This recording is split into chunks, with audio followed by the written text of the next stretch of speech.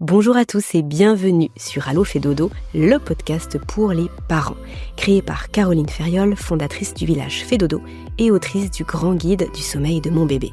Pour vous sentir épanoui, reposé et surtout serein dans votre rôle de parent, nous interviewons ici des experts, des consultants, des professionnels de la petite enfance et des parents pour répondre à toutes vos questions sur la parentalité.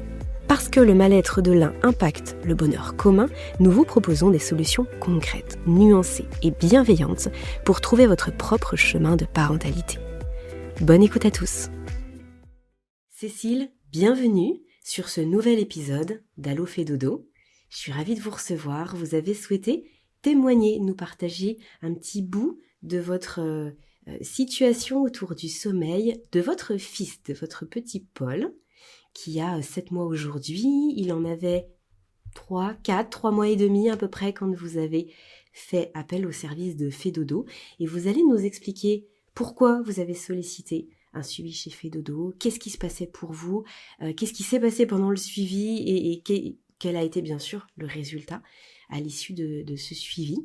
On va détailler tout ça ensemble, mais déjà dans un premier temps, je voulais vous remercier de prendre ce temps avec nous sur le podcast pour partager un petit bout de votre histoire, pour inspirer les parents qui nous écoutent aujourd'hui, qui peut-être sont en grande difficulté et qui ont besoin d'entendre que oui, c'est possible et qu'il y a des solutions. Donc merci à vous, on va passer un petit temps ensemble et pour démarrer et rentrer dans le vif du sujet, je vais vous proposer de nous dire un petit peu quelle est votre histoire entre vous et Fait Dodo. Comment est-ce que vous avez découvert Fait Dodo ? Alors bonjour, merci beaucoup pour l'invitation. Moi j'ai un petit bébé qui avait des soucis de sommeil entre guillemets depuis la naissance. Un bébé très curieux, très éveillé, qui avait beaucoup besoin des bras. J'allaitais aussi, j'ai allaité longtemps. Donc je sentais que j'avais un bébé vraiment qui avait besoin de proximité, jusqu'au jour en fait, jusqu'à 3 mois et demi, 4 mois à peu près, où Paul dormait vraiment que contre moi. On est arrivé à cette conclusion, en fait, que seul le porte-bébé était la solution pour lui. Et la résultante, c'est que j'étais vraiment épuisée et mon conjoint travaillant, ça devenait vraiment très compliqué. Le déclencheur, en fait, ça a été un soir où d'habitude, Paul s'endort dans les bras de papa et un soir, ça n'a plus fonctionné. Donc là, on est arrivé vraiment à une conclusion, à se dire: «OK, là, il faut qu'on se fasse aider». C'était notre premier bébé aussi, donc on n'avait aucune connaissance, de toute la mise en place de rituels, de cadres aussi, pour le bébé. Et souvent, ce qui est difficile, je trouve, c'est que le postpartum, on est souvent seul et il y a une méconnaissance aussi, beaucoup de la médecine du sommeil. Donc moi, j'ai commencé en fait à faire des recherches, sur Google. J'avais entendu parler des méthodes d'endormissement, mais mon conjoint et moi, on voulait vraiment quelque chose, de beaucoup plus doux, d'accompagnant. Et c'est comme ça que je suis tombée en fait sur un article, qui reprenait toutes les méthodes d'endormissement, écrit par Fedodo. Et du coup, j'ai commencé à me renseigner. Tout de suite, j'ai pris, donc l'accès, aux webinaires par lesquels, en fait, j'ai vraiment beaucoup appris de choses. Et puis très vite, on a voulu, en fait, avec mon conjoint, sortir un petit peu de notre détresse et de la difficulté dans laquelle on était, avec Paul par rapport au sommeil. Et on a rencontré Agathe et ça a complètement, changé notre vie.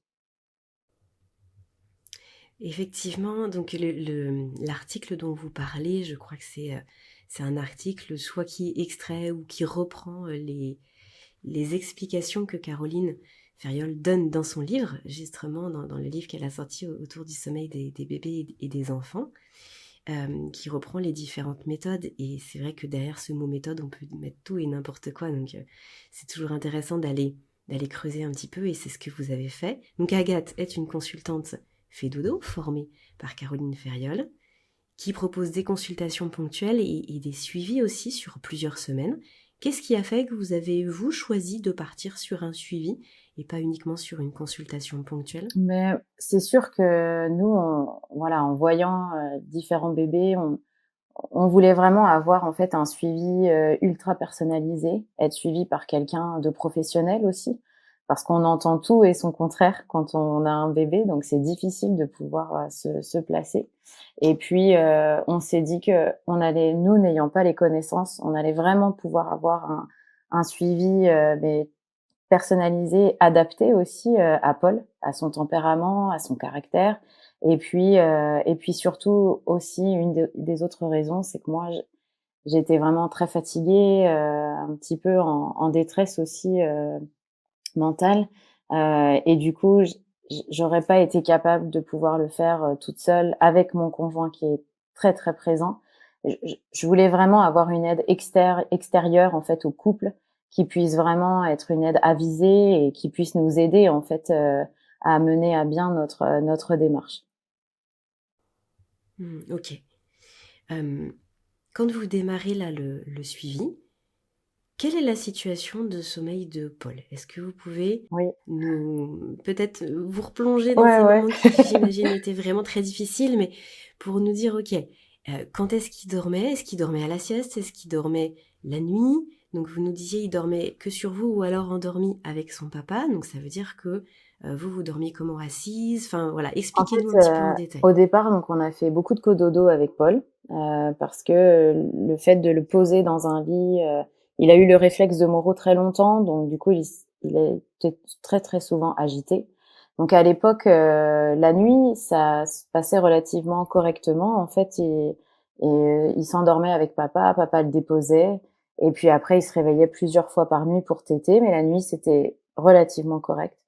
Par contre, c'était la journée où là, j'essayais de lire en fait les signes de fatigue en fait de mon bébé qui en donnait très peu. Et du coup, dès que j'essayais de l'endormir, enfin de l'aider en fait à s'endormir, euh, ça fonctionnait pas. Donc beaucoup de pleurs en fait, beaucoup de pleurs, pas du tout de rythme. Et donc obligatoirement, je prenais en porte-bébé et il fallait vraiment que je le berce, que je bouge. J'étais rendue en fait à faire, je pense à peu près 15 000 pas par jour. Donc le soir, j'étais épuisée. Papa revenait du travail et c'est lui qui reprenait en fait le, le, le, le flambeau en fait avec Paul. Donc ça devenait vraiment, on était vraiment dans une, c'est ça, je le décris vraiment comme dans une détresse. En plus, on est expatrié, donc on vit à l'étranger. Et n'ayant pas de famille, n'ayant pas de relais, ça devenait vraiment très, très compliqué. Et donc, Paul a toujours, en fait, à cette époque-là, hein, bien sûr, plus maintenant, mais il a toujours eu, en fait, des stratégies de sommeil en dépendance. Hmm.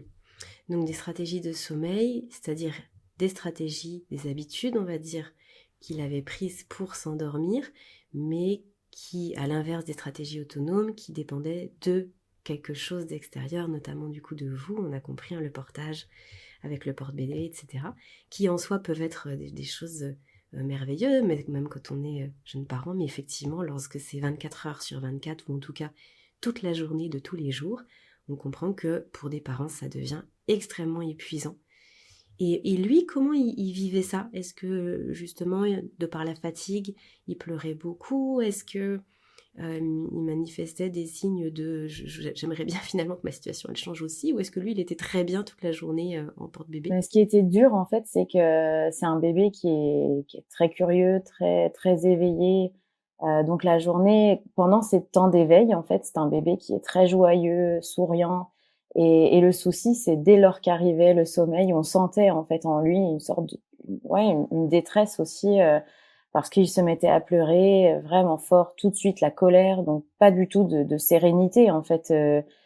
Pour lui, dans le sommeil, il mettait du temps à s'endormir et tout de suite, en fait, des crises de pleurs. Donc il y avait aucune lamentation ou protestation, c'était tout de suite des pleurs et puis c'est ça, on sentait vraiment une grande détresse en fait pour lui.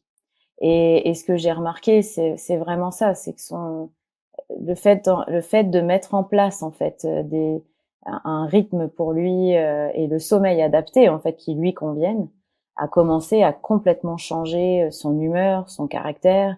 Euh, c'est bête, mais aussi les habitudes alimentaires. Ça, en fait, le sommeil pour moi, ça a été une révélation. En fait, on en parle malheureusement très peu. Le corps médical en parle très peu. Paul était un tout petit bébé aussi, donc on parle beaucoup du poids, beaucoup de l'alimentation, mais le sommeil, pas du tout. Et en fait, ça a été révélateur, en fait, sur son caractère, sur son humeur, sur le rythme aussi. Pour ses selles notamment, c'est bête, mais ça a régulé, en fait, énormément de choses, aujourd'hui. Alors comment ça se passe un suivi chez Fedodo? Qu'est-ce qui s'est passé pour vous au démarrage, puis les semaines qui ont suivi? Comment vous vous êtes senti accompagné? Mais nous, ce qui a été super, en fait, c'est la prise en compte, en fait, du fait qu'on n'est pas en France. Donc, moi, j'avais beaucoup peur de ça, du fait d'avoir le décalage horaire. L'entreprise Fedodo nous a trouvé Agathe, qui est basée en Afrique, et donc du coup, on avait beaucoup moins de décalage horaire. On avait seulement 4 heures. Et en fait, ce qui est super, c'est que on a trouvé quelqu'un adapté vraiment à mon caractère, en fait, à quelqu'un de assez direct, mais qui a les mots justes et vraiment les actions justes. Donc on a commencé en fait par une consultation pour apprendre à se connaître, pour décrire vraiment tous les paramètres. Donc que ça vraiment Agathe nous a posé énormément de questions donc sur notre histoire. Moi j'ai eu un accouchement aussi très difficile, donc j'ai eu aussi ce poids pendant plusieurs mois en fait. Aujourd'hui je le dis, j'ai fait une dépression postpartum. Et du coup, le fait de se sentir complètement isolé, le fait d'avoir cette personne qui arrive dans votre vie, qui est vraiment avisée et qui a des conseils justes, ça vous permet en fait de pouvoir vraiment sortir la tête de l'eau. Donc, on a fait une consultation d'une heure, à peu près un rendez-vous, pour parler du poids de Paul, pour réajuster aussi l'allaitement. On complémentait aussi avec du lait, avec de la formule.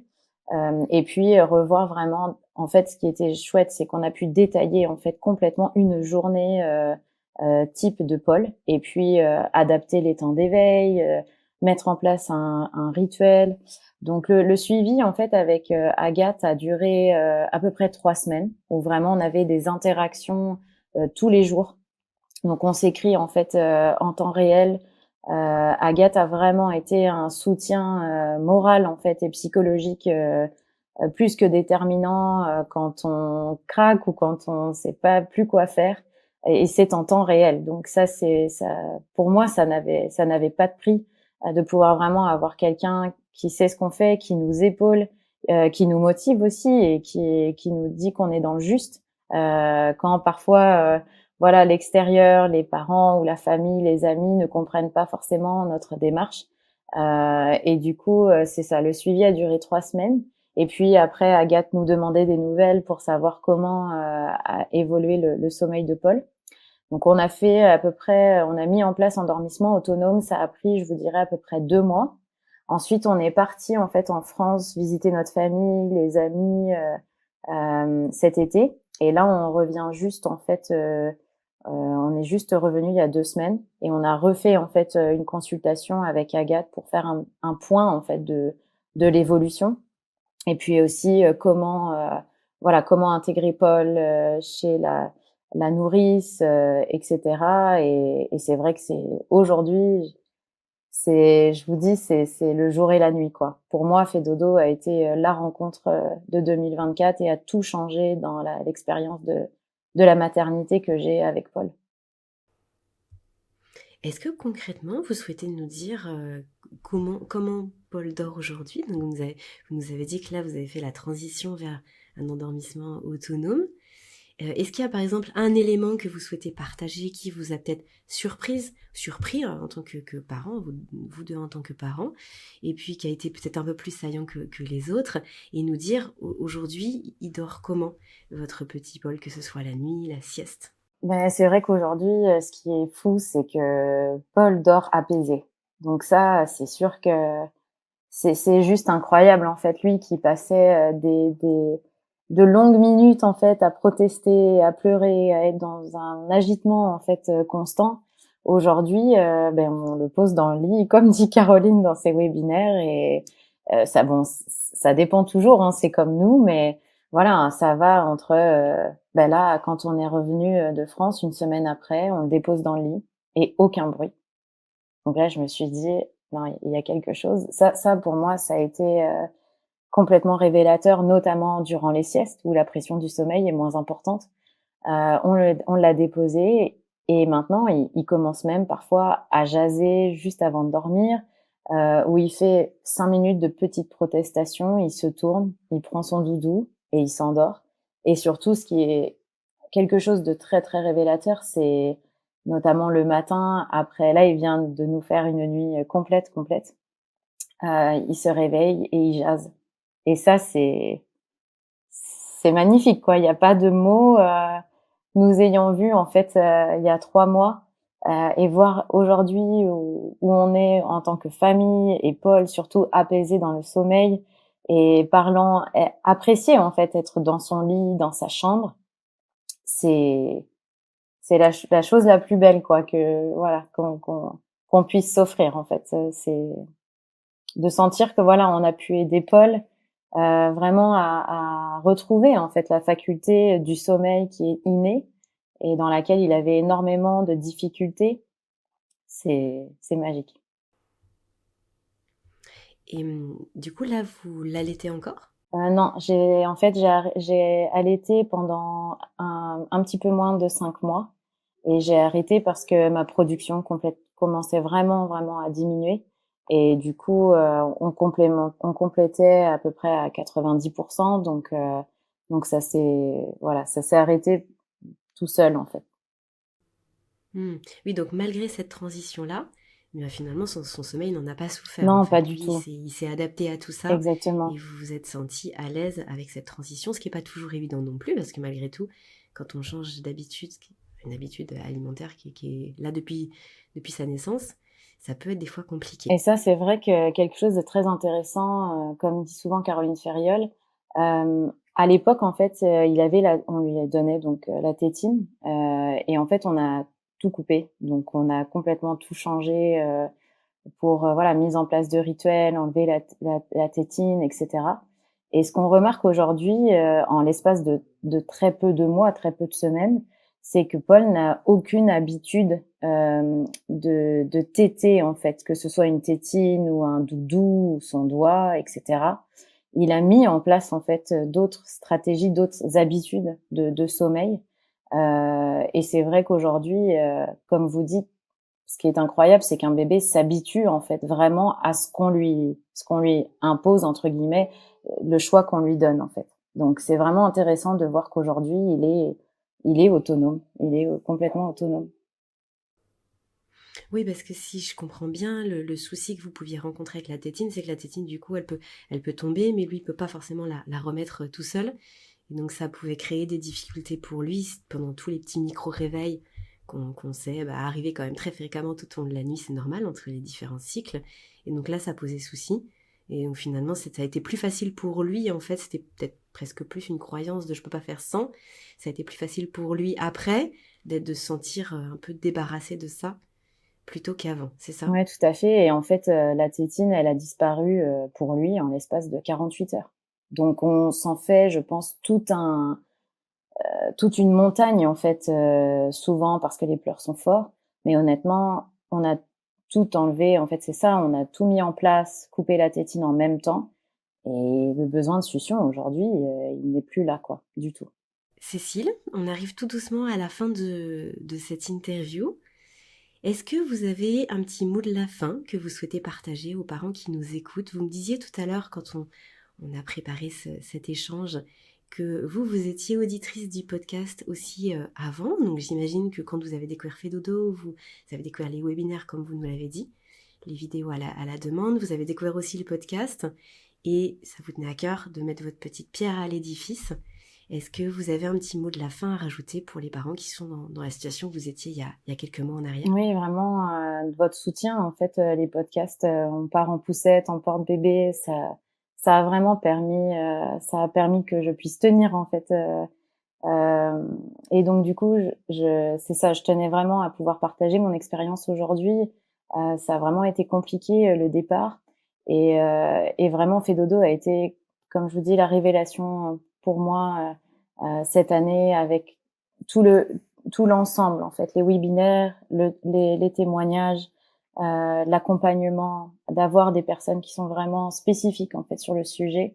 Je pense qu'il y a encore une longue route en fait pour le sommeil.